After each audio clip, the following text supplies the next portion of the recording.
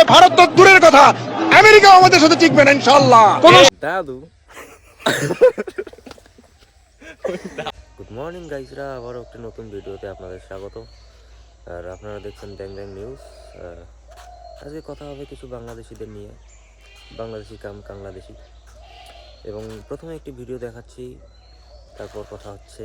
ভারত তো দূরের কথা, আমেরিকাও আমাদের সাথে টিকবে না ইনশাআল্লাহ। আমরা বলতেছি 4 দিনের মধ্যে আমরা কলকাতা দখল করে নেব ইনশাআল্লাহ। আমরা দখল করে নেব আসাম দখল। সামরিক বাহিনী, ছাত্র জনতা, আমরা একত্রে আছি। আমরা আমার 5,000 সদস্য, এই 5,000 সদস্যের মধ্যে অর্ধেকই নবীন, 2,500 আমরা যুদ্ধের মাঠে যেতে পারি। আর এর সাথে যদি 30 লাখ ছাত্র জনতা যোগ হয়, তাহলে ভারত তো দূরের কথা, আমেরিকাও আমাদের সাথে টিকবে না ইনশাআল্লাহ।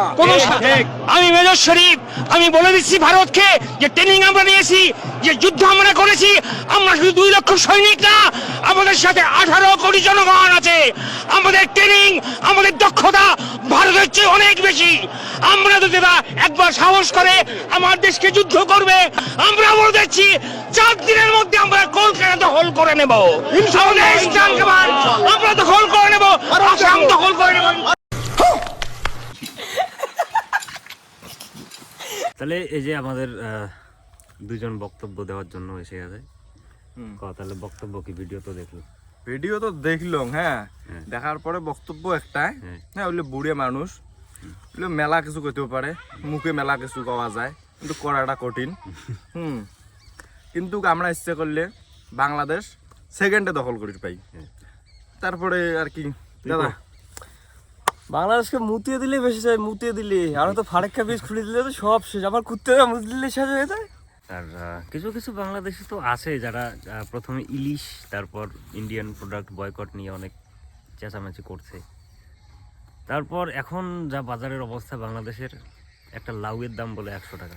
বাংলাদেশের লোক তো এখন না খেতে পেরে মারা যাবে। হ্যাঁ, সেখানে আমাদের সঙ্গে কি লড়াই করতে আসবে? হ্যাঁ, ইলিশ তো আমাদের ওখানটাই আছে, আমার ইন্ডিয়াতে তো ইলিশ আছে। হ্যাঁ, ওরা আবার বলতেছে যে আমেরিকার সাথে নাকি যুদ্ধ করবে। ওরা কি লঙ্গি বাহিনী নিয়ে আসবে নাকি? লঙ্গি ওরা আবার লঙ্গি খুলে যাবে না তো? এক হাত দিয়ে লঙ্গি আর এক হাত দিয়ে যুদ্ধ করতে পারবে তো? দাদু তোমাকে যে এই বুদ্ধিটা কায় যে দিছে দাদু, মুই তো একে মাথা নষ্ট হয়ে গেল। এই শেষ বয়সত তোমরা যে যুদ্ধ করে চাওয়া লাগছেন, এটা কি ঠিক কন্ত? তোমার তো অর্ধেক জীবন গেছে চলি গেল। হ্যাঁ, এই শেষ বয়সত হাত ঠ্যাং ভাঙিয়ে কি বিছনাত পড়ে থাকিস চান? দরকার হলে বিয়ে করি না। দরকার যদি এমনও যদি তোমার ইচ্ছে থাকে যে দরকার পড়ে একটা বিয়ে করে নেন, হ্যাঁ, নিয়ে সুখে সংসার করো।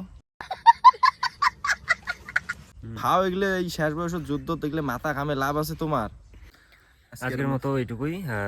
সঙ্গে থাকুন, পাশে থাকুন, আর চ্যানেলটাকে সাবস্ক্রাইব এবং লাইক, কমেন্ট, শেয়ার করতে ভুলবেন না। Tata, bye bye.